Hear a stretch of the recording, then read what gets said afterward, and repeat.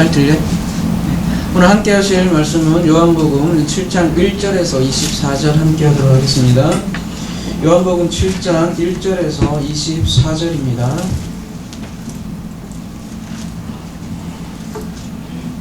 제목은 나의 때, 너의 때로 함께 하겠습니다. 요한복음 7장 1절에서 24절입니다.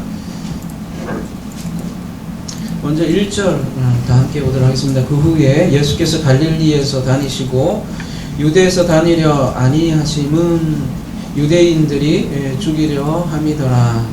우리 지난 시간에는 우리 오병이어에 대해서 우리가 함께 묵상해 보았습니다.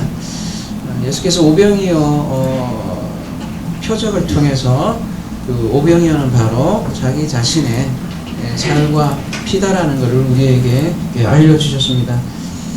그 실체는 살과 피의 실체는 육이 아니라 영이라는 말씀을 하셨습니다. 그러니까 그 육을 쫓는 유대인들은 모두 떠나가 버리고 말죠. 떠날 뿐만 아니라 이제는 예수를 죽이려 한다 이렇게 나오고 있습니다.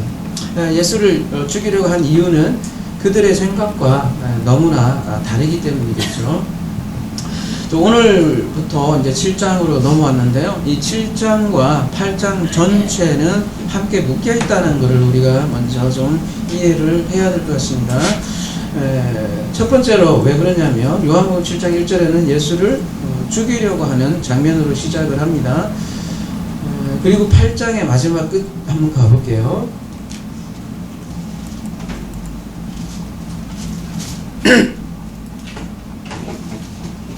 마지막 끝장면도 그들이 돌을 들어 치려 하거늘 예수께서 숨어 성전에서 나가시니라.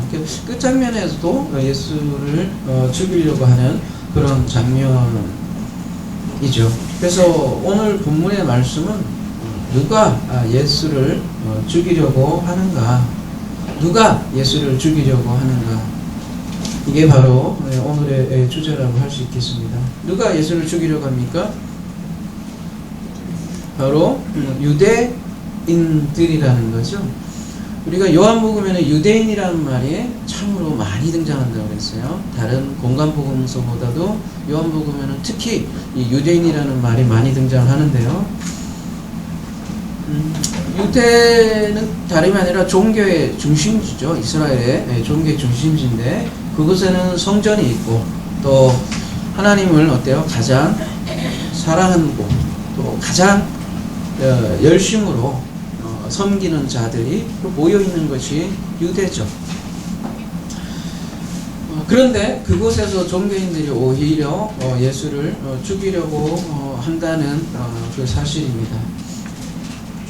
그래서 지금으로 말한다면 우리가 지금 이해하기 쉽게 지금의 용어로 얘기한다면 예수를 죽이려고 하는 그 무리들이 우리가 흔히 얘기하는 그 세상의 불신자들을 얘기하는 게 아니라는 것이죠.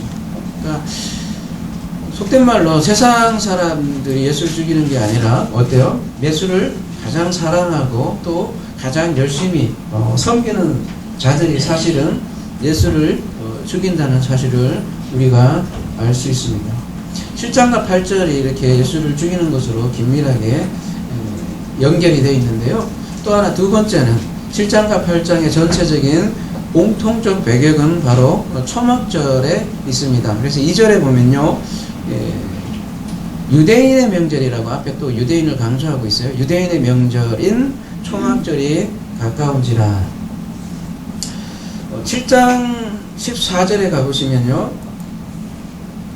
이미 명절의 중간이 되어 이것도 초막절의 중간이 되겠죠. 이렇게 중간에는 초막절의 중간이 나오고 또 끝부분에는 37절에는 명절 끝날 곧 큰 날에 예수께서 서서 외쳐 이르시되 누구든지 목마르거든 내게로 와서 마시라. 이렇게 해서 처음 중간 끝 이렇게 전부 다 초막절로 구성되어 있습니다. 6장의 배경은 명절은 무엇이라고 그랬죠? 6월절이죠. 그리고 이제 7장은 초막절을 배경으로 삼고 있습니다. 그래서 이 초막절을 우리가 어떻게 이해하느냐에 따라서 이 초막절을 잘못 이해하면 예수를 죽이게 된다는 것이죠. 따라서 이 7장에서 8장을 이해하기 위해서는 이 초막절에 대해서 알아야겠죠. 근데 이 초막절이 중간중간 이렇게 관련된 내용들이 많이 나와요. 그걸 한꺼번에 다 다루기는 좀 시간상 여유가 없고, 그 관련 본문이 있을 때마다 초막절과 어떻게 연결되는지 함께 나누도록 하겠습니다. 근데 오늘은 이 초막절에 대해서 간략하게만 우선 다루고 넘어갈 수 있도록 하겠습니다. 사실 이스라엘에는 절기가 7가지 절기가 있어요. 7대 절기라고 했죠. 근데 이 7대 절기가 우리가 창세기 1장 때, 창세기 1장이 그 내용이잖아요. 하나님의 7번 맹세하는, 계속 되풀이되는 맹세라고 했습니다. 근데 이 하나님의 7번 맹세가 이 7대 절기와 아주 긴밀한 연관이 있고, 이 7대 절기가 다 어디에 담겨 있다고 그랬죠? 그대로 성막에 그대로 담겨 있다는 것이죠. 그리고 또 출애굽과도 그대로 이어져 있는 것이죠. 그래서 창세기 강해 때 사실은 이 7대 절기에서 우리가 이미 다루었는데, 우리는 워낙 잘 기억을 상실을 하기 때문에 다시 다뤄야 할지도 모르겠는데요. 아무튼 오늘은 7대 절기를 다 다룰 수는 없고, 여러분 창세기 강해를 참고해 주시고요. 그 중에 3대 절기만 간략하게 그야말로 한번 살펴보도록 하겠습니다. 왜냐하면 이 절기를 분명하게 이해하는 것은 요한복음의 메시지를 분명하게 이해하는데 절대적인 도움을, 역할을 하기 때문이죠. 우선 이스라엘의 3대 절기는 뭐죠? 6월절. 이거를 어떻게 그려야 좋을까요? 이렇게 그려야 되나? 6월절. 그 다음에요? 초막절부터 하면 섭하지.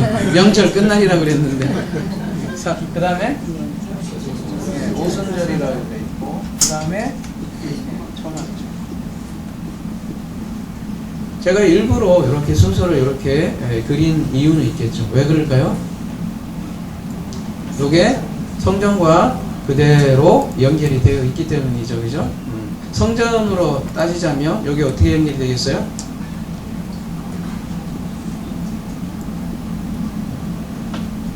여기다가 할까요?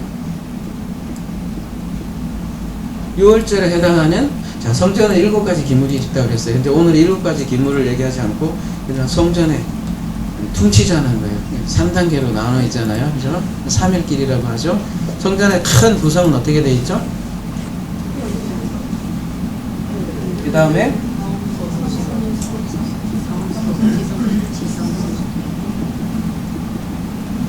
근데 여기에 출애굽 과정과도 긴밀히 연결되어 있다고 그랬어요. 그죠?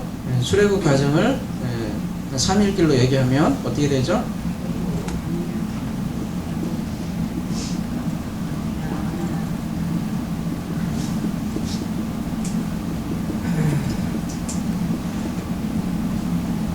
이렇게 아주 이렇게 긴밀하게 사실 연결이 되어 있습니다. 근데 이게 출애굽과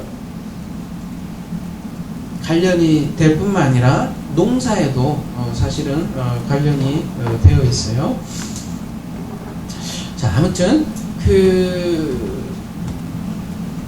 이 절기를, 그리고 이 출애굽 과정을 어디에다가 그대로 담아 있냐면, 그래서 성막에 그대로 담겨 있고, 이 모든 것을 한마디로 얘기하면 하나님의 그 약속이 그대로 담겨 있어요. 그리고 하나님의 그 약속의 그 실체는 바로 그리스도라는 거죠. 그래서 이 그리스도가 이 절기나 이 성막이나 이 출애굽 과정에 전부 다 담겨 있고, 모든 계시는 이 성막에 함축되어 있고, 그 성막은 모두 그리스도를 향한다는 것이죠. 왜냐하면 하나님은, 보이지 않는 하나님은, 그죠? 그리스도를 통해서 그 약속을 성취해 나간다는 것이 성경의 전체적인 맥락이라는 것이죠. 출애굽을 먼저 한번 생각을 해봅시다. 출애굽 때 그 애굽에서 무슨 일이 일어나요? 장자의 죽음이 일어나죠, 그죠? 그 장자의 죽음을 경험한 사람들, 그 계기를 통해서 애굽에서 벗어나게 되죠. 성경에서는 이런 장자 죽음이 많이 우리에게 얘기를 하는데, 예를 들면 이스마엘과 이삭의 관계도 장자의 죽음을 얘기하는 거예요. 그죠? 이스마엘을 통해서 이삭이 나오는 그런 관계. 혹은 야곱과 에서 관계도 마찬가지죠. 장자인 에서가 죽고 야곱이 죽고 이스라엘, 이런 장자 죽음에 그 그리스도 복음이 그대로 담겨있죠. 이집트에서는 이렇게 유월절 양으로, 그죠? 문선주에다가 피를 바른 그 사람만 이 재앙에서 벗어날 수 있죠. 이게 이제 출애굽의 사건인데, 그거를 성전의 뜰에 그대로 담아놔 있다는 거죠. 바로 번제단이라는 그 기물이죠. 번제단에 그 어린 양을 잡음으로써 그 유월절을 우리에게 이루어진다는 것을 그대로 담고 있는 것이죠. 그 다음에요. 그 출애굽을 하게 되면 광야로 가잖아요. 뭐 여러 가지 기물 3가지가 있지만 오늘은 대표적으로 사실 광야에서 가장 중요한 사건은 뭐니 해도 시내산 사건이에요. 그죠? 시내산에서 무엇을 했어요? 십계명이라는 걸 받았잖아요. 이 십계명을 받은 날이 바로 오순절이라는 것이죠. 그래서 신약에서도 우리가 성령 강림 한 날이 뭐라 그래요? 오순절인 거예요. 그러면은 그 성령 강림의 본질은 뭐라는 거예요? 십계명과 관련이 있다는 거죠. 그죠? 우리는 많은 이상한 현상에 집중을 하지만 사실 오순절의 가장 큰 메시지는 뭐예요? 하나님의 큰 일, 바로 그 언약, 새 언약을 받는 그 날이 바로 신약에서 말하는 바로 성령 강림. 그래서 많은 언어가 쪼개지잖아요. 그 바벨탑 사건을 통해서. 근데 이 오순절에는 이 바벨탑 사건이 역전되는 사건이죠. 쪼개진 그 언어를 하나의 언어, 즉 그리스도의 언어로 통일되는 그런 날이 오순절이라고 이렇게 할 수 있겠습니다. 그리고 이 광야에서 벗어나면 그 다음에 어디로 가요? 요단강을 건너서 또 여리고성을 함락을 해서, 우리가 지난주 이 리브가인가요? 대적의 성문을 차지한다 그러잖아요. 바로 그 대적의 성문을 차지하는 그 과정이 바로 이 가나안에 입성하는 장면이라고 할 수 있겠죠. 그래서 가나안에 입성을 해서 땅을 분배를 받죠.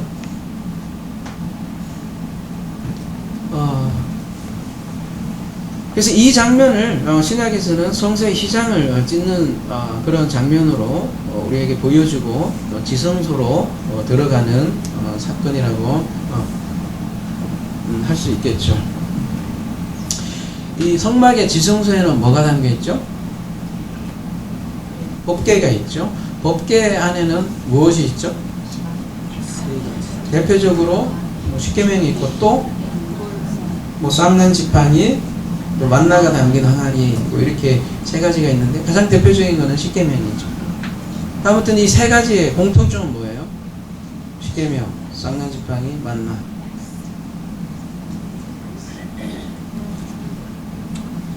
우리 시온자라고 하잖아요. 그리고 법궤에게 피를 뿌려요. 이게 다 뭘 얘기하는 거겠어요? 그러니까 이 십계명, 쌍난 지팡이, 사실은 만나, 이 사건 전부 다 인간의 죄와 관련이 있는 그런 물건들이에요. 근데 거기에 피가 이렇게 덮임으로써 우리의 죄가 감싸인다는 그 하나님의 그 은혜를 다 말하는 것이고요. 또 법궤 안에 이렇게 쌓여서 보이지 않아요. 그죠? 보이게 이렇게 나타낸 게 아니라 이게 감춰져 있어요. 그래서 법궤 안에 십계명이 이렇게 감추어져 있는 것은 우리 마음, 우리 사람을 이렇게 알려주는 거예요. 그죠? 이 사람의 마음에 새겨진 그 계명, 언약, 그 약속을 바로 이 법궤가 우리에게 얘기해 준다는 거죠. 그래서 그 말씀과 하나 되는, 그 아버지와 하나 되는 그런 그림을 그린 것이 바로 이 절기로 얘기하면 뭐겠어요? 초막절. 이게 그 마지막 절기라는 거죠. 그리고 우리 창세기 1장의 그 마지막 내용은 바로 안식이었습니다. 그죠? 안식이 되었고, 그래서 오늘 본문도 보면 주된 논쟁이 안식일 논쟁이고, 초막절은 안식과 절대적으로 관련이 있는 거죠.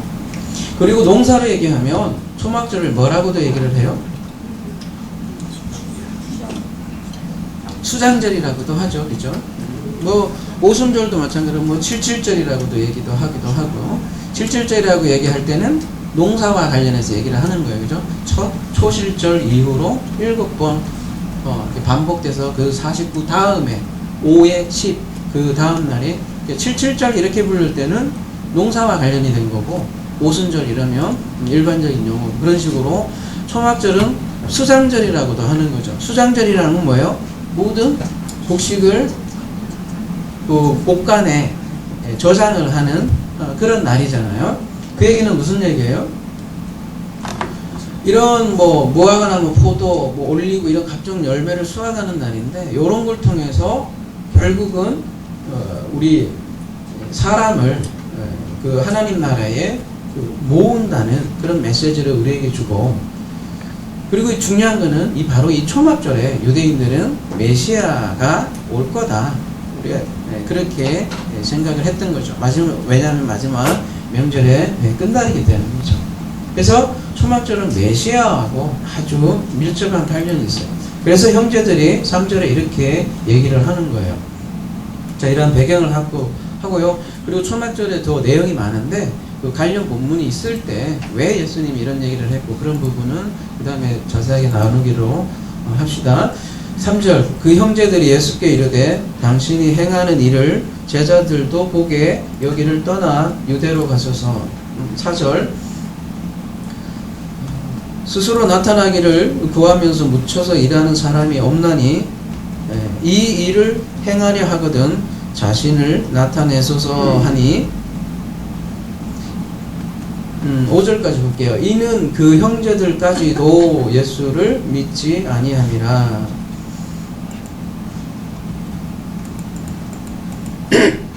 5절에 보면 이 가르라는 원인이죠. 왜냐하면 이런 말이 써 있어요. 그래서 이는 이라는 말은 왜냐하면 이렇게 하면 훨씬 더 구체적이겠죠. 왜냐하면 뭐라고 돼 있어요? 그 형제들이 예수를 믿지 않았다 이렇게 얘기를 하고 있네요. 그렇다면 왜냐하면 3절 4절과 관련이 있겠죠. 3절 4절의 이유가 되는 거죠. 그러니까 3절과 4절을 말한 이유가 예수를 믿지 않았기 때문이라는 거죠. 그러면 3절 4절의 특징이 뭐예요? 이들이 얘기하는 특징이 그런 거잖아요. 이 형제들이잖아요. 말하자면 당신이 지금 초막절과 관련이 되어 있어요. 당신이 메시아라면 초막절에 자신을 세상을 나타내라 이런 말이잖아요. 그렇잖아요. 이왕이면 그 3대 절기에는 유대인들 성인들은 남자들은 반드시 예루살렘에 방문하게 되어 있단 말이죠. 그래서 많은 사람들이 몰린다는 거죠. 그러니까 이왕이면 많은 사람들이 모이는 곳에 가서 어떻게 하라는 거예요? 뭐 기적이라도 보여준다면 많은 사람들이 따르지 않겠느냐 그렇게 얘기하는 거 아니겠어요?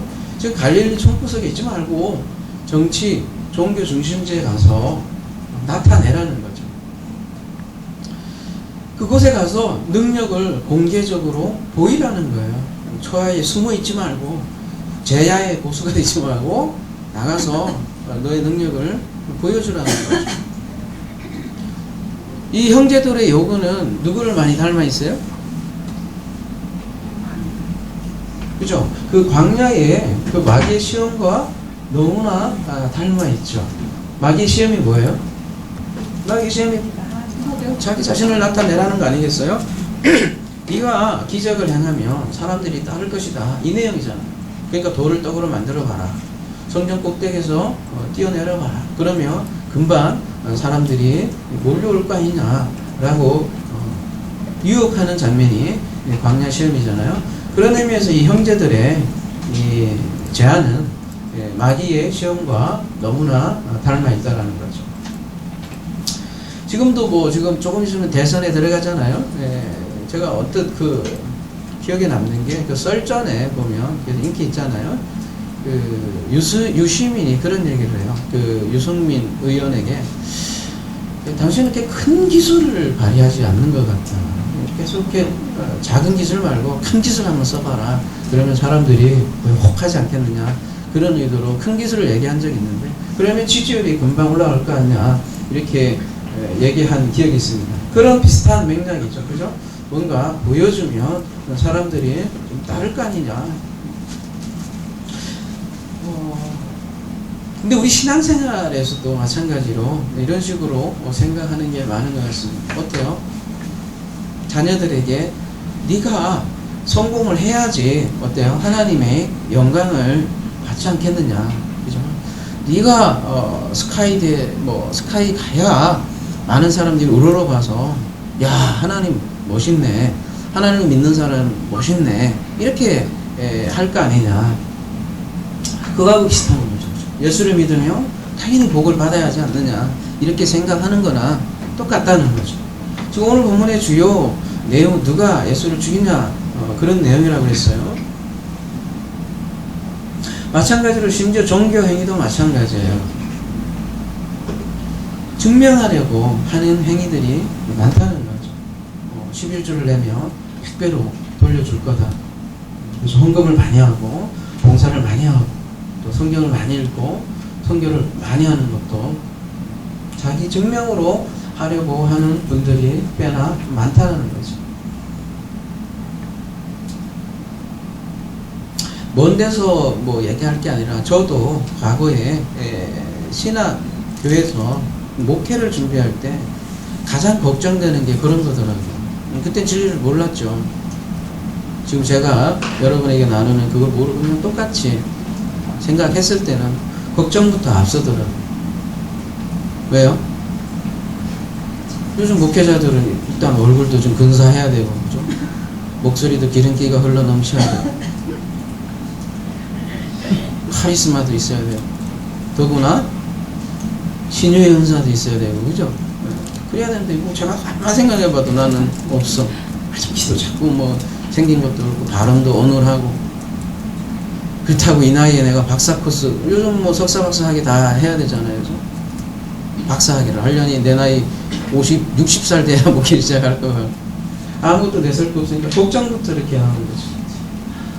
실제로 그렇잖아요. 이 한 사람 뭐 기적적으로 누굴 고쳤어. 그러면은 소문이 나잖아요. 그럼 구름대 같이 몰려오잖아요, 사람이. 근데 제가 진짜 복음을 아니까 이런 게 다 무의미하다는 걸 아니까 솔직히 그렇게 위안이 될 수 없어요. 아, 나 같은 사람도 아니 오히려 그게 낫구나 라는 생각을 하고 지금은 그런 기도를 안 하는 것 같아요. 그때 많이 기도했어요. 그리고 그 실제로 그런 신유 은사 능력을 받기 위해서 요 옆에 이렇게 집에서 가까우니까 갔던 기억도 납니다.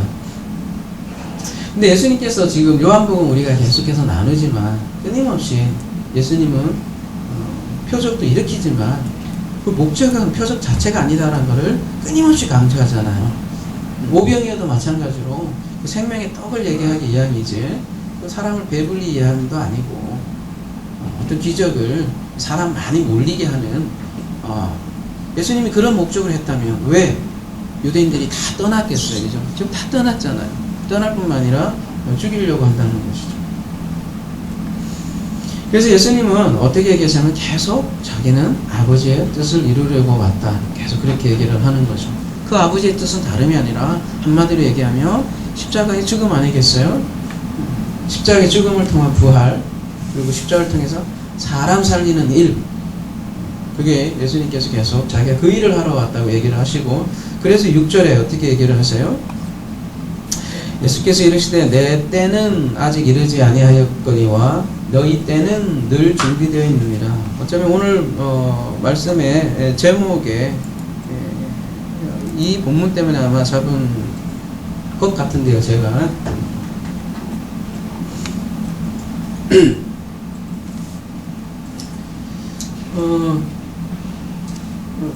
보세요. 이때 때는 아까 제가 그때 기도도 같이 했지만 카이로스라는 단어를 쓰고 있고요. 내 때, 나의 때고 또 너희 때 이러면 이제 복수 느낌으로 들지만 본문은 단수입니다. 그래서 너희라기보다는 아예 그냥 너의 때가 맞을 것 같고요. 대표로 얘기하는 거예요. 카이로스, 여러분이 잘 알다시피 카이로스라는 거는 어떤 시간의 특별한 어떤 그 모멘텀이에요. 그러니까 크로노스라는 시간을 여러분 알고 계시잖아요. 우리가 수많은 크로노스 속에 살지만 그 특별한 때가 있잖아요. 사람이라는 거. 여러분에게 특별한 때라는 건 언제일까요? 예를 들면 특별히 기억나는 순간이 있잖아요. 여러분 예를 들면 결혼하는 그 날, 혹은 아니면 하나님을 만난 바로 그 순간, 아무튼 여러분만의 특별한 때가 있을 거예요. 기억되는 순간. 성경에서는 그거를 카이로스라고 하는데요. 주로 하나님 쪽에서 사용하는데, 하나님이 계획하신 바로 그때, 하나님이 약속이 성취하는 바로 그때, 그때를 카이로스라고 하는데요. 즉 문제는 나의 때와 너의 때를 같이 똑같이 카이로스로 지금 사용하고 있다는 거죠.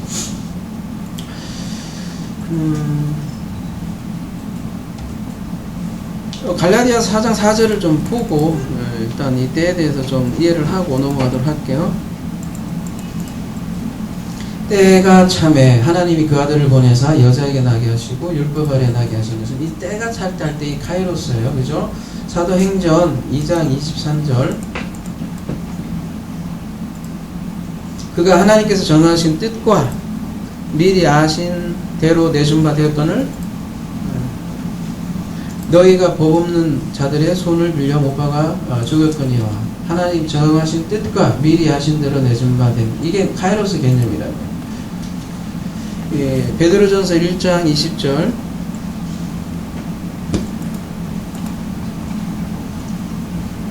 그는 창세전부터 미리 알려진 바 되신 바 이 말세에 너희를 위하여 나타내신 바 되었다. 이 특별한 순간을 카이로스라고 하는데, 지금 형제들의 때는 늘 준비되어 있다. 좀 다소 문득 보면 이해하기 힘든 말씀 같이 보이잖아요. 너희 때는 늘 준비되어 있어. 근데 내 때는 아직 이르지 않았어. 그렇다면 이 형제들이 생각하는 특별한 때라는 것은 언제일까요? 오늘 문맥적으로 앞뒤에 이렇게 보면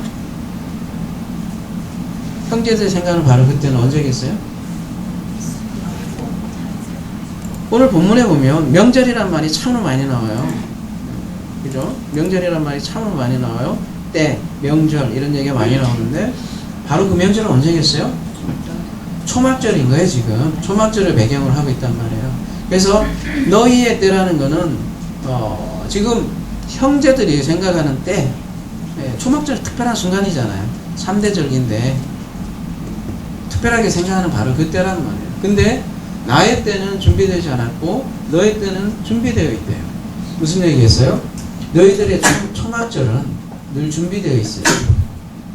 무슨 얘기냐면 너희들은 명절로서, 말하자면 절기로서 초막절을 늘 준비한다는 얘기예요.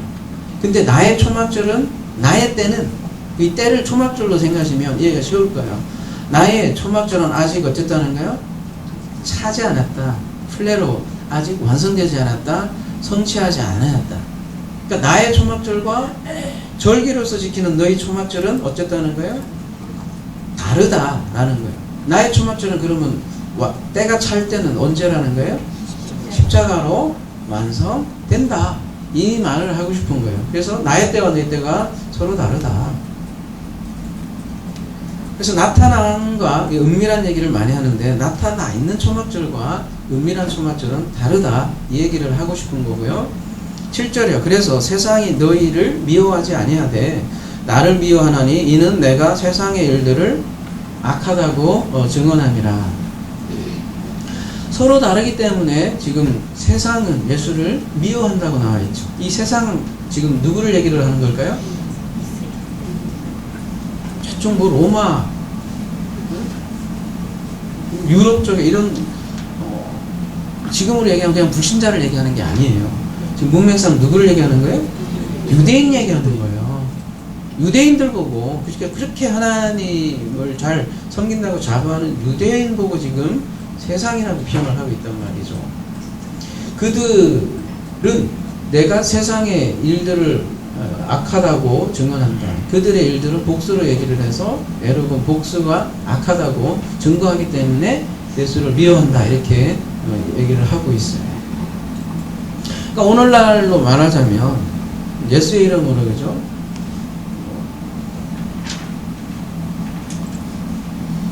아무리 열심히 부르고 그 이름으로 열심히 행하는 아까 제가 얘기했던 수많은 일들이 그게 악하다고 예수께서는 지금 얘기를 하고 있습니다. 그래서 나의 절기와 너의 절기는 다르다. 이렇게 얘기하는 거죠. 여러분, 지금 오늘날도 여러분이 한번 나가서 시험해보세요. 나의 때와 너의 때는 다르다. 이렇게 얘기를 해보시라니까요. 나의 절기와 너의 때는 다르다. 이렇게 얘기해보라. 이게 무슨 말인지 몰라요? 자, 예를 들면 좀 있으면 부활절 오죠. 4월달이죠. 그러면 지금은 뭐예요? 이제 순환절이 들어가야겠죠, 그죠? 그래서 이제 미디어 금식하고 들어가잖아요. 부활절이죠. 어떻게 지켜요, 부활절을? 부활 절기로 지키잖아요. 근데 여러분이 딱 얘기를 해보세요. 나의 부활절과 너의 부활 다르다. 지금 얘기하는 거예요, 예수님이. 우리 지금 시대로 얘기하면, 자, 성탄절 됐어요. 열심히 산타클로스가 마스코트가 됐죠. 예수님 대신에 루돌프가 그 나귀 대신에 하여튼 루돌프가 마스코트가 될 거죠. 성탄절 열심히 지키잖아요. 그런 분들에게 나의 성탄절과 너의 성탄절이 다르다. 왜? 그렇죠. 그러면 어떻게 생각했어요?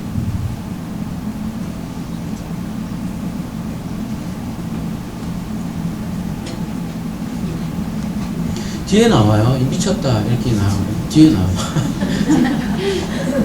미친나? 이렇게 나오는 거예요. 그죠? 지금은 뭐 그래도 좀 좋은 사회에서 죽이지는 못하겠죠. 육체적 물리적으로 죽이지는 못할지 모르겠지만 중세시대에 만약에 여러분이 태어나서 나의 때와 너의 때는 다르다 이러면 그냥 죽여요. 바로 그런 사람들이 죽인다고요. 8절 너희는 명절에 올라가라. 내 때가 아직 차지 못했으니 나는 이 명절에 아직 올라가지 아니하노라. 지금 이제 명절로 얘기를 하죠. 때와 명절 얘기가 많이 나온다고 그랬잖아요. 나의 명절과 너의 명절은 지금 다르다는 거예요. 그래서 이 말씀을 하시고 갈릴리에 머물러 계시니라. 10절 그 형제들이 명절에 올라간 후에 자기도 올라가시되 또 가요. 난 안 올라가 이렇게 얘기하는데 또 가셔요. 그리고서는 근데 가긴 가는데 어떻게 가는 거예요? 나타내지 않고 은밀히 가시니라 이렇게 얘기를 하는 거죠. 그러니까 형제들이 지키는 명절과 다르다는 걸 이렇게 표현하기 위해서 은밀히 그 얘기는 거꾸로 얘기하면 형제들은 나타나는 방식으로 절기를 지키고 은밀히 간다고요. 잘 본인은 지금도 마찬가지예요. 교회에서 수많은 절기를 지켜요. 근데 그게 하나의 간섭으로 정착되어 있죠. 그게 나타나는 절기라는 거예요. 다시 한번 강조하지만 이 절기는 간섭으로 지키라는 게 아니라 되라는 거예요. 성탄, 부활, 감사 뭐든지 간에 그걸 절기로 지키라는 게 아니라 나타난 것으로 그거 다 되라는 거예요. 성탄 되어야 되는 거고 부활 되어야 되는 거예요. 그러지 못하는 그건 그냥 죄의라고 얘기하고 뒤에서는 그거를 외모로 취한다. 외식이라고 이제 얘기를 합니다. 뒤에도 또 다루기로 하고요. 11절 명절 중에 유대인들이 예수를 찾으면서 그가 어디 있느냐 하고 명절의 실체는 그러니까 지금 예수인데요. 예수의 실체를 알지 못하니까 예수를 막 찾고 있죠. 12절 예수에 대하여 무리 중에서 수근그림이 많아 어떤 사람은 좋은 사람이라 하며 어떤 사람은 아니라 무리를 미혹한다 하니라. 지금 평가가 막 갈려요. 그러나 실체를 모르긴 마찬가지죠. 13절 그러나 유대인들을 두려워함으로 드러나게 그에 대하여 말하는 자가 없더라.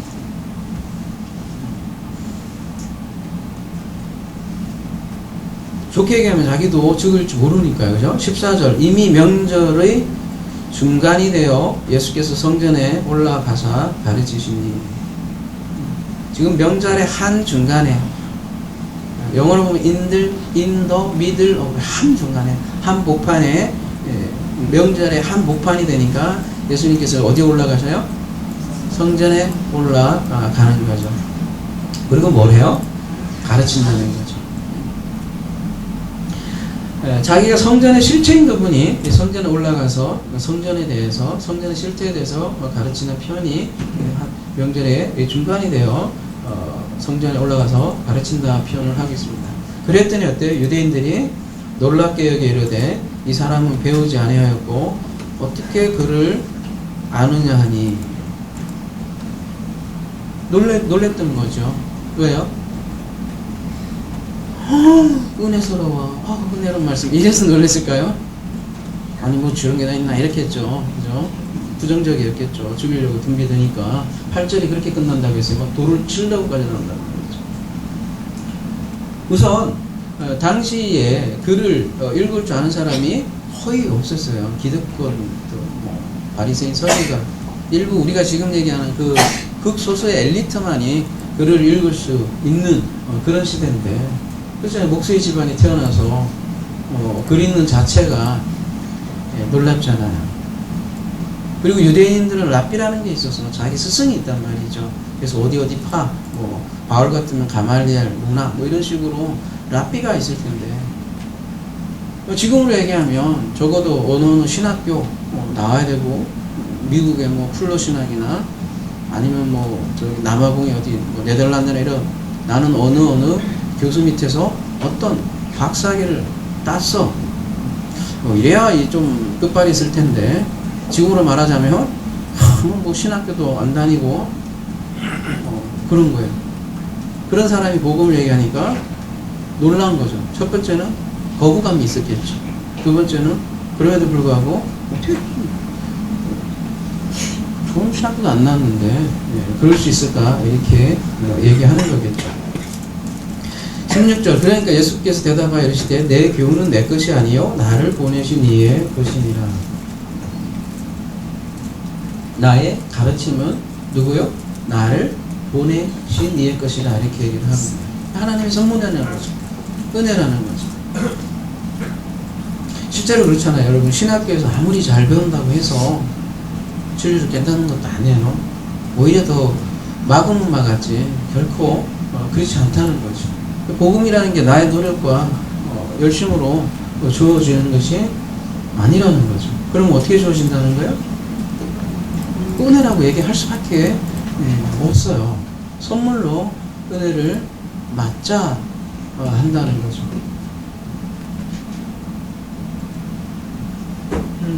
고린도전서 1장 20절 가볼게요.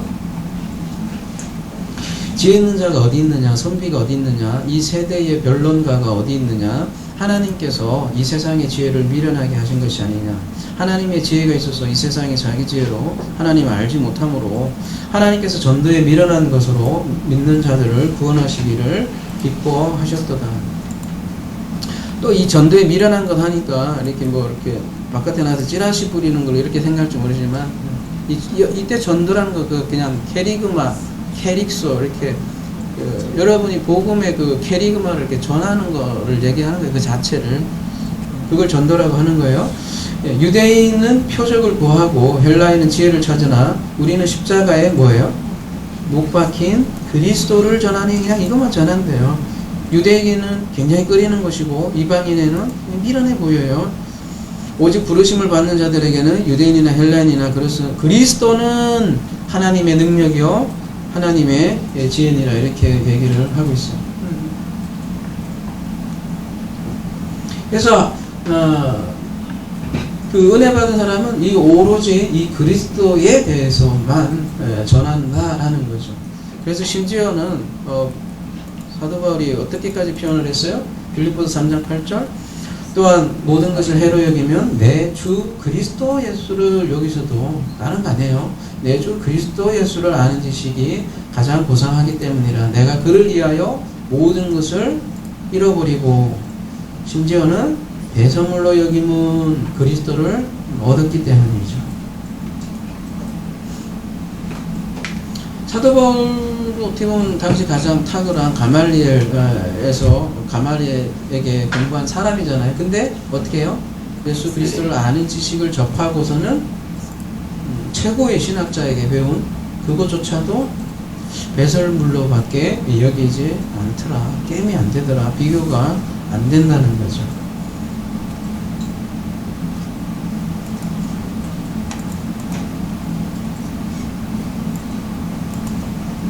여러분 실제로 그래요. 여러분이 진짜 은혜의 선물을 받고 진짜 복음을 깨닫는다면 결국은 모든 수성이 없어져요.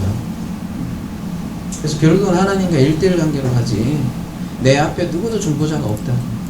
내 앞에 누구도 가르친 자가 나중에는 결국은 없어지게 되는 거죠. 17절 사람이 하나님의 뜻을 행하려 하면 이 교훈이 하나님께로부터 왔는지 내가 스스로 말함인지 알리라. 하나님의 뜻, 하나님의 뜻, 텔레마죠. 소원, 하나님의 뜻, 소원을 행하려 하며 포위하려 하며 성취하려 하며 완성하려 하며 하는 자는 안다. 뭐를요? 이 교훈이 하나님께로부터 왔는지 안 왔는지. 왜요?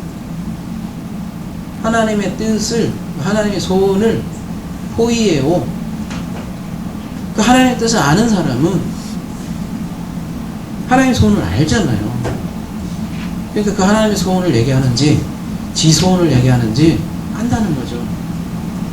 스스로 말하는 자는 계속 맹세를 해요. 하나님 맹세가 아니라 스스로 맹세를 한단 말이에요. 그래서 이렇게 하면 구원을 받는다. 이렇게 받으면 천국 간다. 이렇게 하면 지옥에서 벗어난다. 뭐뭐 하면 계속 이렇게 얘기를 한다는 거죠. 근데 그걸 가만히 들다 보면 인가율이라고 말해요. 근데 성경에서 인가율을 얘기하지 않는다니까요. 오로지 은혜 밖에 얘기하지 않아요. 인가율이 없어요. 그냥 은혜예요. 우쩌란 말이에요. 그래서 그 은혜를 맞지 않은 사람은 알아요. 그냥 그게 은혜인지 안 은혜인지 그냥 안다는 거예요. 어떻게 설명할 거예요? 오감이 그래서 18절 스스로 말하는 자는 자기 영광만 구하되 보내신 이의 영광을 구하는 자는 참되니 그 속에 불의가 없느니라. 이제 스스로 말하는 자의 특징이 나오죠. 자기 자신의 영광만 죄태워한다 이렇게 얘기하고 있어. 가짜 영광이죠. 18절은 저 뒷부분에 조금 더 다루고 조금 더 얘기를 할게요. 19절 모세가 너희에게 율법을 주지 아니하였느냐? 너희 중에 율법을 지키는 자가 없도다. 너희가 어찌하여 나를 죽이려 하느냐? 갑자기 지금 모세의 율법을 언급을 합니다. 근데 뭐라고 그래요? 너희 중에 율법을 지키는 자가 없도다. 환장을 노르시죠.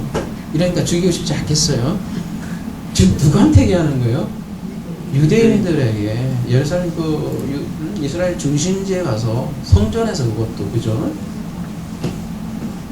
정말 잘 지켜보려고 이렇게 온갖 가사 다 탕진하고 다 버리고 예루살렘 성전에 왔어. 예? 생각해 보십시오. 여러분 지금 사업 다 접고 쉽게 얘기해서 한 2주간 사업하시는 분 2주간 다 쉬고 성지순례 간. 왜요? 율법 지키려고 간 사람들에게 뭐라고 그런 거예요? 율법을 지키는 자가 없도다 이렇게 얘기하니까 죽이고 싶겠죠. 그러놓고서는 예수님 뭐라고 해요? 너희가 어찌하여 나를 죽이려 하느냐? 죽일 말 하시고서는 죽이려고 하느냐 이게 뭐래요, 그죠? 참 고약하네요. 그러니까 뭐래요? 20절에 무리가 대답하되 당신은 귀신 들렸도다. 누가 당신을 죽이려 하나이까. 요한복음 10장 20절 가볼게요. 그 중에 많은 사람이 말하되 그가 귀신 들려 소유하다. 에코를 쓰고 있어요. 그가 귀신 들려 미쳤거늘 어찌하여 그 말을 듣느냐. 뭐라 그래요? 귀신 들린 거를 뭐라고 표현해요? 미쳤다. insane. 정신 나갔다. 이 당시에 사람들은 정신 나간 걸 이렇게 표현했다. 귀신 들렸네. 이렇게 얘기를 한단 말이죠. 한마디로 미쳤다는 거예요. 율법을 안 지켰다고 하니까.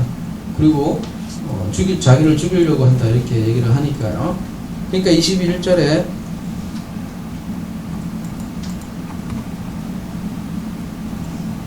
예수께서 대답하여 이르시되 내가 한 가지 일을 행하매 너희가 다 이로 말미암아 이상하게 여기니라. 한 가지 헤이스 일 에르곤을 행했다. 그걸로 인해서 네가 이상하게 여긴다. 이렇게 얘기를 하고 있네요. 한 가지 일은 뭐를 얘기를 할까요? 한 가지 일. 뭐 특정한 일을 지금 지목을 하고 있네요. 무슨 일이겠어요? 앞뒤 문맥으로 보면 뒤에 이제 안식일 얘기 나오잖아요. 그죠? 안식일 얘기 나오고, 이 안식일 때문에 죽이려고 하는 게 가장 큰 이유겠네요. 그렇다면, 우리가 앞에 38년 된 병자를 베데스다 연못가에서 고친 이적이 있잖아요. 근데 그 환자를 언제 고쳐요? 안식일에 고쳤다는 거예요. 그게 이제 예수를 죽이려고 하는 직접적인 계기가 되는 거죠. 그래서 뒤에 이제 안식일 얘기가 나오는 거예요. 뭐라고요? 모세가 너희에게 할례를 행하으니 그러므로 너희가 안식일에도 사람에게 할례를 행하니라. 모세 율법에 의하면 할례를 언제요? 태어나서 8일에 행하죠. 그죠? 근데 그 8일이 만약 안식일이면 어떻게 하냐 이거지. 할례도 해야 돼. 안식일도 범하면 안 돼. 그래서 유대인들은 어떻게 했다는 거예요? 그러니까 8일이 안식일에 걸려버리면 할례를 해요 말아요? 했다는 얘기예요 지금. 그 얘기는 뭐예요? 할례를 그만큼 중요하게 여긴 거겠죠. 근데 그게 할례를 행하느니라 이것도 현재형으로 쓰고 있어서 계속 하고 있다는 거예요. 계속해서 율법을 어기고 있다고 지금 반증하는 거죠. 23절 모세의 율법을 범하지 아니하려거든 사람이 안식일에도 할례를 받는 일이 있거든 내가 안식일에 사람의 전신을 건전하게 한 것으로 너희가 내게 노여하느냐 이렇게 얘기를 하시네요.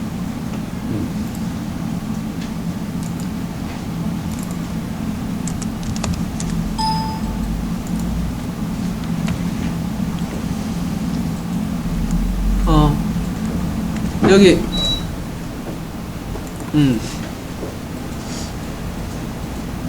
좀 따뜻한 봄이 와요. 그러면 요것도 안 틀으면 조용해지고 좋을 것 같아요. 유튜브 들어보니까 조금 소음이 있더라고요.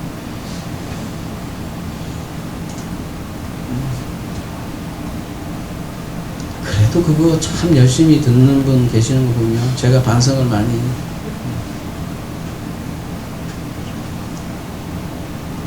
참 대단하신 것 같아요. 그 열정이 어디서 나오는지 은혜로밖에 얘기 못할 것 같아요.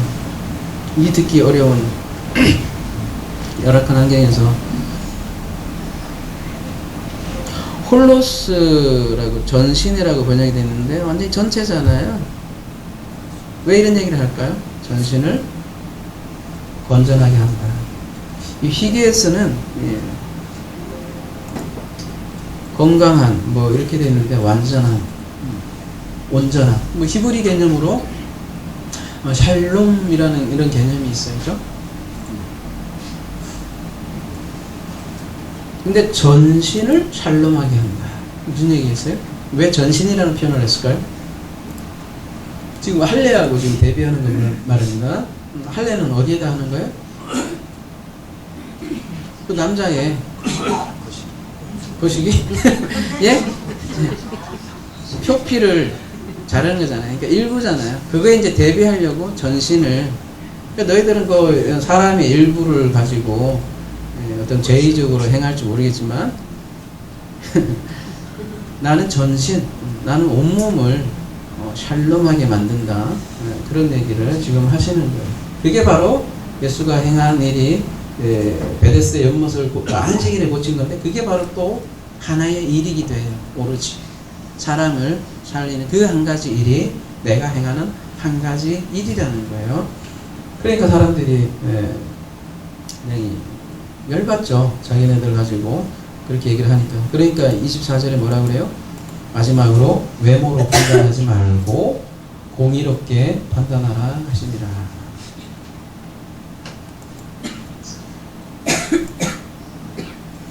뭐 외모로 판단하지 말라 이렇게 하니까 이게 생긴 거 가지고 판단하지 말라 그런 의미로 보일 수도 있잖아요. 그죠?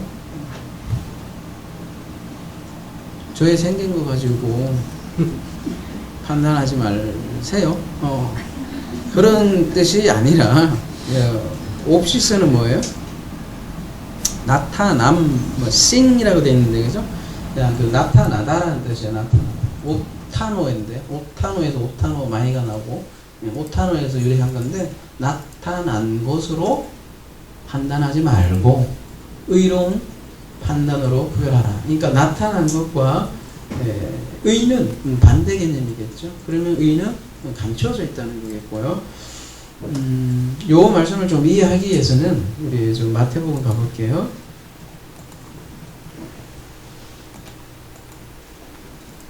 이 마태복음 6장 2절 보면요.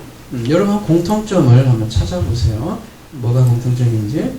그러므로 구제할 때 외식하는 자가 사람에게 영광을 받으려고 회당과 거리에서 하는 것 같이 너희의 앞발을 불지 말라. 진실로 너희에게 이르노니 그들은 자기 상을 이미 받았느니라. 5절 넘어가 볼게요. 또 너희는 기도할 때에 외식하는 자와 같이 하지 말라. 그들은 사람에게 보이려고 회당과 큰 거리 여기에 서서 기도하기를 좋아하느냐. 내가 진실로 너희에게 이르노니 그들은 자기 상을 이미 받았느니라. 16절로 가볼게요. 자, 공통점을 찾아보세요. 금식하실 때 너희는 외식하는 자들과 같이 슬픈 기색을 보이지 말라. 보이지 말라. 힌트를 주는 거예요. 그들은 금식하는 것을 사람에게 보이려고 얼굴을 흉하게 하느니라. 내가 진실로 너희에게 이르노니 그들은 자기 상을 이미 받았느니라. 공통점이 뭐예요? 제가 이미 다 얘기했죠? 보이려고 하고 나타내려고 하고 영광, 그래서 영광이 나타내는 개념이라고 했잖아요. 보이려고 나타내려고 영광을 나타내려고 한다 이렇게. 이 보이려고 한다, 나타내려고 한다. 이걸 한마디로 하면 뭐예요? 그게 그렇죠. 그게 외식이에요. 외식.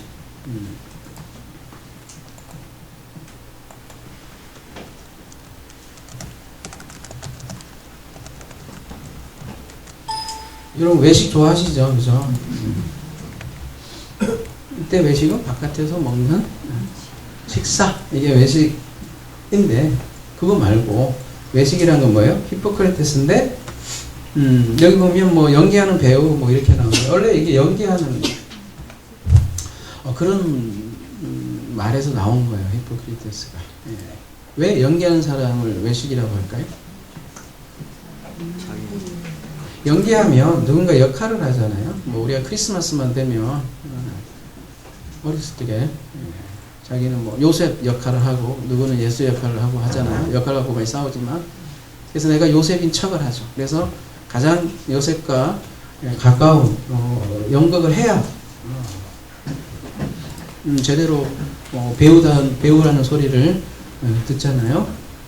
그래서 배우들도 어떤 자기 이제 영화를 찍을 때 그 역할에 충실하기 위해서 아예 그 사람이 되려고 많은 노력을 하잖아요.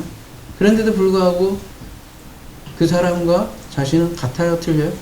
틀린 거죠. 그거를 외식이라고 하는데요. 성경에서 말하는 외식은 또 좀 다른데요. 왜 그러냐? 근본적인 원인을 얘기하는데요.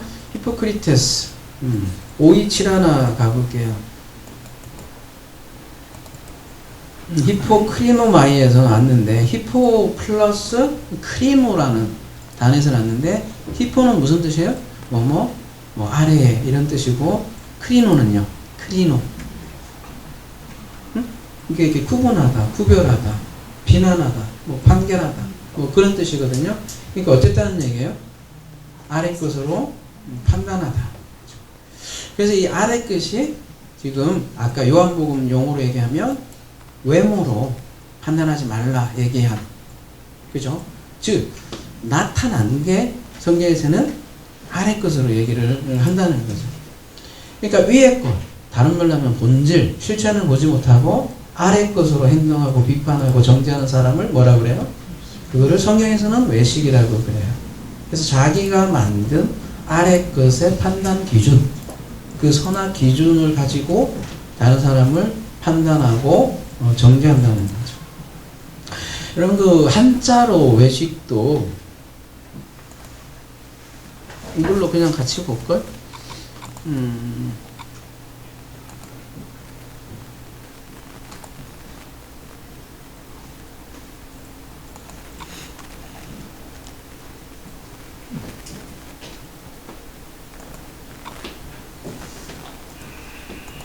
시대 좋아요.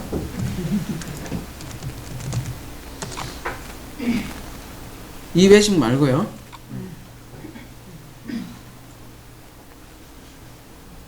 요거죠? 요게 외식인데, 제가 왜 이걸 보여주냐면, 제가 한자에 그렇게 자신이 없어요. 쓰려고 하니, 이런 화면 보이니까. 아, 또 이쪽 화면, 인터넷으로 보신 분은 이게 안 보일 수 있으니까, 이 정도로 빼면, 뭐라고 돼 있어요? 바깥, 외, 꾸밀식, 이렇게 돼 있죠. 그죠? 바깥쪽에 장식, 뭐 이런 식으로 돼 있고. 근데 세상 참 좋아. 여러분이 한번 그 시간 있을 때, 뭐, 히브리어, 헬라 골치 아프면, 한자로 연구를 해봐요. 복음도. 그래도 재밌어요. 외자 봐요. 뭐라고 돼 있어요? 잘 나와 있잖아요. 뭐예요? 부수가 뭐예요? 저녁석. 근데 여기 외자라는 게 다른 말도 있죠? 뭐예요? 벗어나다, 빗나가다, 떠나가다, 있다, 망각하다 이런 뜻도 있는 거예요. 그러면은 저녁석자에다가 이게 뭐예요? 이게 점치는 거잖아요. 점. 그러니까 저녁에 점치다라는 거를 이게 벗어났다 이렇게 있는 거예요. 좀 재미있죠? 저녁에 점치는 거예요. 아침이 아니라 그거를 벗어났다, 망각하다 이런 뜻이 있고요. 식자라는 건요.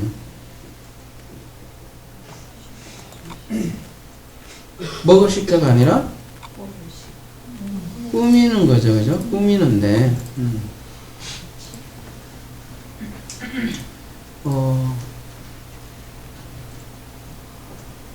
여기 그런 말이 있나?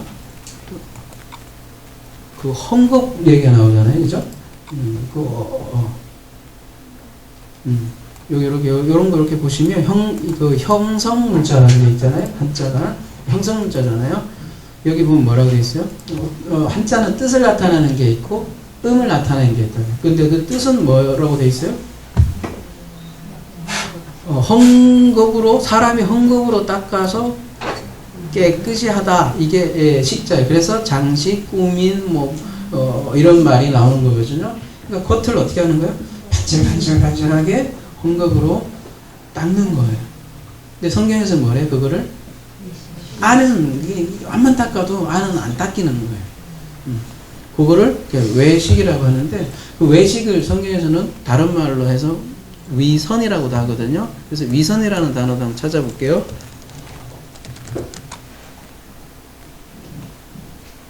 요거잖아요. 본심에서가 아니라 겉으로만 하는 착한 일 이렇게 돼 있는데요. 그 위자 보세요. 위자는 무슨 뜻이겠어요? 사람인의 행할 위잖아요. 무슨 뜻이에요? 사람이 일한다. 이게 위자예요. 재미있죠? 그러니까 우리 헬라어로 하면 사람의 에르곰 이게 뭐라는 거예요? 위, 거짓이라는 거예요. 사람의 행, 위가 거짓이래요. 선은요? 착할 선인데 선이라는 게 뭐예요? 한자로 얘기하면 이게 양자예요. 양자 위에가 양 플러스 뭐예요? 밑에 입구 말 양의 말 재미있죠? 양의 말은 누구의 말이에요? 성경에서는 이제 그리스도로 얘기를 하잖아요. 그러니까 위선이란 건 지금 아까 본심이 아니라 겉으로 하는 일이라 이렇게 얘기했는데 성경에서 본심은 뭐를 얘기하죠? 중심, 그 본심, 그 하나의 마음, 온전한 마음, 거기에서 벗어나는 거라는 거죠. 본심은 안에 있다는 거예요. 그래서 중심을 보라고 하는 그 중심, 외모를 보지 말고. 그래서 아버지 마음으로 하지 않는 그 사람의 일, 그 위, 요 위자죠. 그 위가 그 양의 말을 거짓으로 만든다. 이게 위, 이 선이라는 뜻이라는 거예요. 이거 왜 이렇게 길게 설명하느냐 하면 오늘 본문과 아주 밀접한 관련이 있기 때문이에요. 마지막 결론 부분으로 외모로 판단하지 말고 공의롭게 판단하라 이렇게 얘기를 하고 있는데요. 아까 요한복음 7장 18절 이거 얘기하고 좀 다루자 얘기를 했잖아요. 예. 이 사람들이 바로 자기 영광을 구하는 자들이다 이렇게 얘기를 하고 있어요. 여러분 영광이라는 단어도 재미있잖아요. 카보드인데 무슨 뜻이에요? 영광이라는 뜻이잖아요. 근데 반대의 의미도 있다고 그랬죠? 네거티브한 의미도 있다고 그랬어요. 그게 뭐죠? 무겁다, 멍해 이런 뜻이 반대 개념이 이렇게 있단 말이죠. 그러니까 가짜 영광이죠. 가짜 영광에는 무거운 멍해를 만들고 사람을 무거운 멍해로 지게 한다는 거예요. 그래서 그 사람들은 사람에게 보이려고 뭐를 해요? 아까 세 가지를 봤죠. 종교생활. 대표적으로 구제, 기도, 금식 얘기했잖아요. 아까 마태복음 6장에는. 그걸로 딱 자기 기준을 세우고, 그죠? 그거 아래 것으로, 그러니까 자기 의죠. 다른 사람은 어떻게 한다는 거예요? 크리노 한다는 거예요. 그래서 이 사람들은 뭘 중요시하냐? 유전과 전통을 매우 중시해요. 그래서 그 전통을 깨는 사람들은 너무너무 싫어해요. 그래서 싫어하는 정도가 아니라 죽이기까지 한다는 거예요. 카톡 그러는데 기존 교회 같으면 예배 시간 카톡이야 막 또 잔소리 할 거예요. 왜 스마트폰 봐? 막 이러는데 저희는 스마트폰으로 성경 다 보고 그래요. 그죠? 옆으로 샜지만 너무너무 싫어요. 그래서 그 전통을 만들었는데 그걸 가지고 하나님의 계명을 깬다는 사실이에요. 무서운 사실이 바로 그런 거랍니다. 자기도 천국 들어가지 못하고 남들도 못하게 한다고 그러잖아요. 그래서 끊임없이 사람들에게 무거운 짐을 진다는 거죠. 그래서 선지자들을 끊임없이 죽인 세력은 바로 다름이 아니라 가장 하나님을 사랑한다고 하는 그 사람들이 죽였다는 거예요. 오늘 주제는 그거라고 그랬잖아요. 누가 예수를 죽이는 거야. 바로 이런 사람들이 죽인다는 거예요. 누가요? 외식하는 자.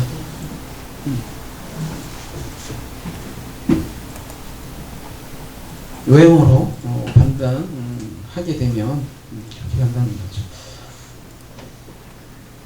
바깥에 아무리 밴들밴들 닦아서 그죠? 구제, 금식, 기도 밴들밴들 닦아도 본심에서 벗어나면 어쨌다는 거예요? 연기하는 거라고요.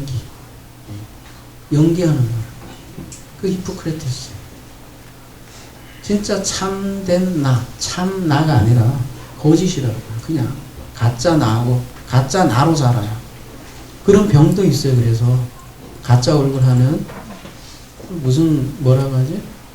가면 우울증이라는 것도 있어요. 그래서 평생 자기 마음은 안 그러는데 다른 사람에게 잘 보이기 위해서 내면은 썩어 있는데 바깥은 계속 웃어야 되는 거예요. 목회자들의 사모가 50% 이상이 이 가면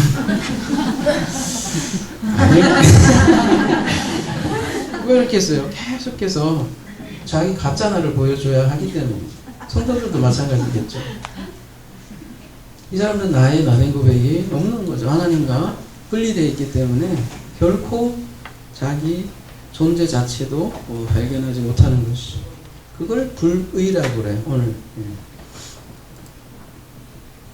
그에 비해서 공의라고 이렇게 표현되어 있으니까 무슨 저스티스 개념인지 모르겠지만 디카이오스예요. 그냥 의예요. 의로 판단하라. 이 의는 뭐겠어요? 그러면 하나님의 의잖아요. 의는 자기 의가 아니라 쉽게 얘기해서 24절은 자기 의로 판단하지 말고 하나님의 의로 판단하라. 이 얘기겠죠. 자기 영광이 아니라 보내신 이의 영광, 아버지의 영광. 이 영광이 나타나는 것을 성경에서는 의라고 하고요. 이 의가 선상손에서 자세하게 얘기했지만 성전 자체가 되는 것이 의라고 그랬어요. 그래서 의. 성전이 된다는 의미가 뭘까요? 여러분이 우리가? 우리 이미 다뤘지만 한번 다시 한번 보겠습니다. 요한복음 1장 14절.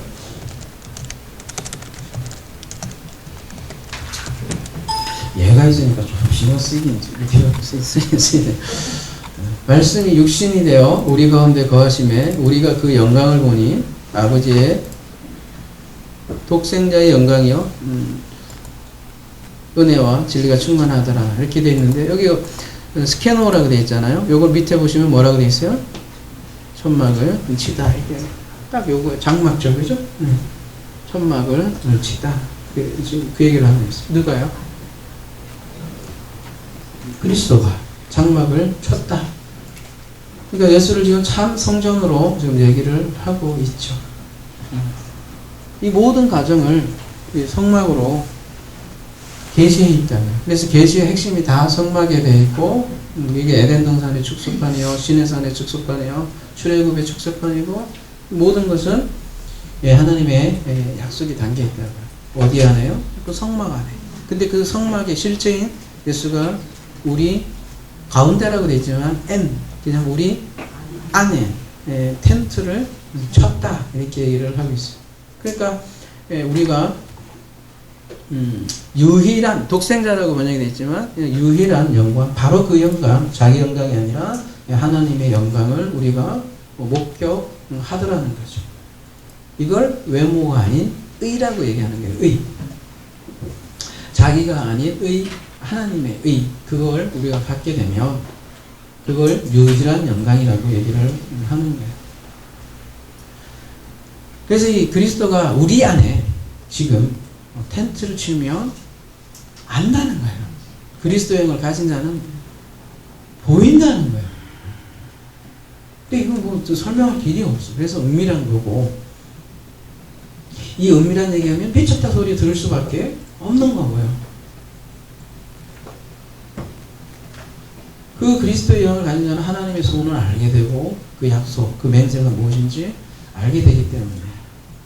근데 그 약속을 보지 못하면 그 약속을 보지 못한 바로 그가 예수를 죽인다는 거죠. 그래서 오늘 본문은, 우리 오늘 본문 앞에 요한복음 7장 앞에는 6장과 이어지죠. 6장의 제일 마지막에 무슨 내용이 나와요? 유다 얘기 나오죠, 여러분, 그죠? 유다 얘기 나오고 오늘 본문 이어집니다. 71절, 이 말씀은 가룟 시몬의 아들 유다를 가리키심이라. 그는 12 중에 하나로 예수를 팔지니라. 그래서 오늘 본문 유다도 할 일이 되겠죠, 그죠? 누가 예수를 죽이는 거예요? 유다죠. 유다는 누구예요? 예수를 열렬히 따랐던 제자란 말이죠. 그가 예수를 죽인다니까요. 오늘날도 마찬가지예요. 다른 사람이 아니라 열렬히 예수를 다른 사람이 유다일 수 있다는 얘기죠.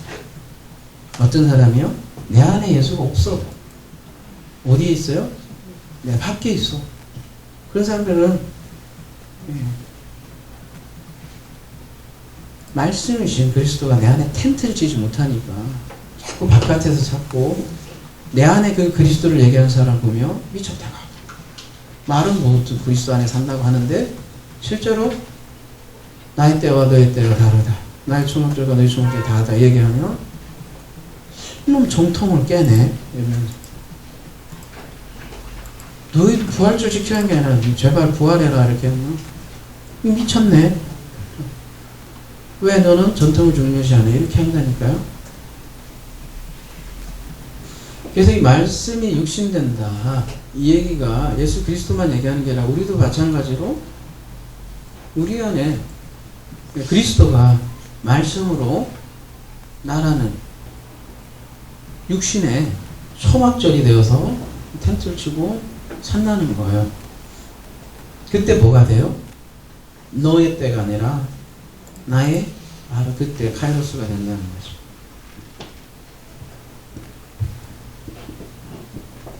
이게 초막절이에요. 세상과 다른 때.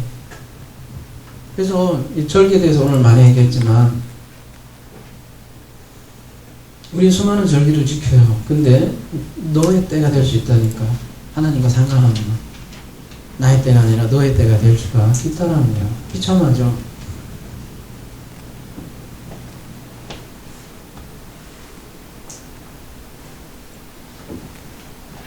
다시 한번 말씀드리지만 초막절, 절기, 오늘날로 얘기하면 지키는 게 아니라 되는 거예요. 그 초막절이 되는 것이 곧 의예요. 의. 내가 성전이 되는 거라고. 우리가 그냥 교회라고요. 이런 건물을 이렇게 것도 아니고. 그래 숨겨져 있죠. 교회도 사실은 은밀하게 숨겨져 있는 거죠. 그러니까 비밀인 거예요. 공개된 비밀이죠. 그래서 아는 사람은 아는 거예요. 암만 얘기해도 몰라. 미치고 환장해. 소름 미쳐.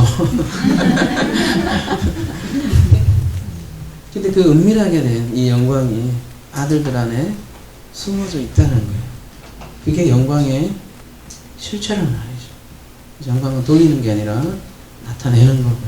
아무쪼록 여러분이 초막절 그 자체 성전이 되어서 너의 때가 아닌 나의 때, 즉 그리스도의 바로 그때를 지금 사는 저와 여러분이 되기를 기도합니다.